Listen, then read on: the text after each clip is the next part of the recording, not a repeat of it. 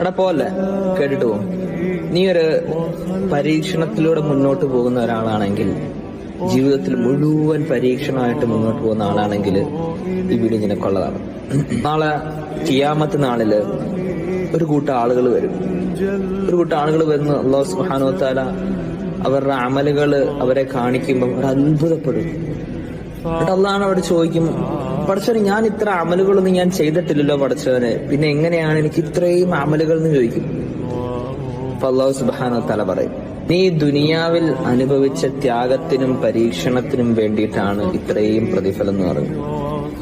ആ സമയത്ത് ആ മുന്നിൽ നിൽക്കുന്ന അടിമ അത് കാണുമ്പം അവൻ പറഞ്ഞു പോകുന്നുണ്ട്, പടച്ചവനെ, എനിക്ക് ദുനിയാവില് ജീവിതകാലം മുഴുവൻ എനിക്ക് പരീക്ഷണങ്ങളും ത്യാഗങ്ങളും തന്നിരുന്നെങ്കിൽ എത്ര നന്നായിരുന്നു എന്ന് പറയും.